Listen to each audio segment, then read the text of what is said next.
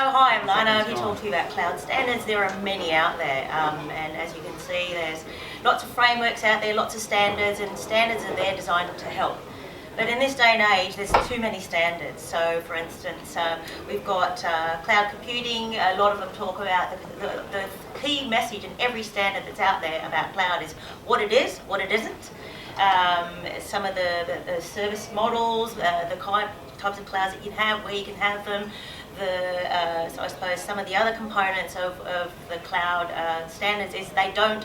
A lot of the standards are so similar in nature, but one of the things is they don't talk about what it isn't, which is quite confusing. So you have to actually go out there and sorry about that, did I drop that? You actually have to do a lot of homework. So a lot of them are free, so there's a lot out there that are free, but there's also standards out there that you pay for. Some of them have got no value besides the fact that you might want to use the back of them after you've printed them to write notes. So there's a lot of garbage out there, so do your homework. So the key thing that's out there is they all define, but they've got the same definitions, which is lovely. So they define service models the same way, they define private versus hybrid. There's a new cloud out there called community cloud, so there's a lot of great stuff out there and there's a lot of similarities, but a lot of them have the same message. But there are some that are now mixing the message and they're evolving. There's a lot of work in progress, lots are being drafted, there's a lot out there, but like I said, it is confusing. There are standards in Australia where the Australian government has written, which is really wonderful, so it makes it nice and simple. But here's the problem, is that they're continuously developing. There's more being drafted as we speak. There's at least 14 out there with more coming.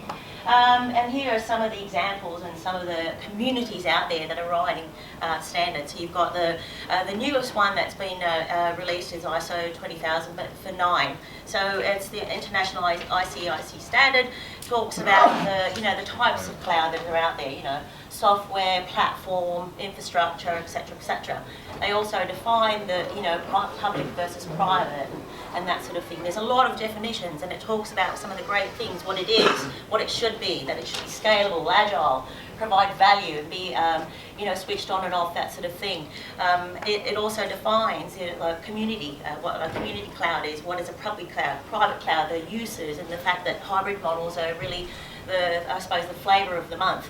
The other thing that I need to say about 20,000, it's got a lot of practical information that to me it came across as a big checklist.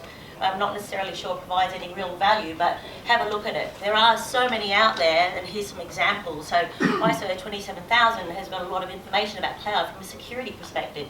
So it's really useful. I find that really useful, that particular standard.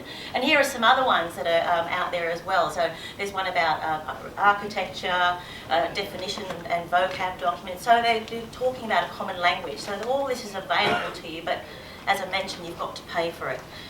The other cloud components is the government. The Australian government has done a lot of work, and this is all available to you for free. You do not need to pay for it. And they have a lot of useful information. So yes, you need to pay for some of the components, but the Australian government has got a lot of information about how to service charging models and that sort of thing. There's a lot of work that the Australian government has actually done in this space. So great information, but almost too much. So there's a lot there, so pick and choose what you need. So they talk about security, the kind of, I suppose, the laws that you need to adhere to, etc., if you're hosting government services.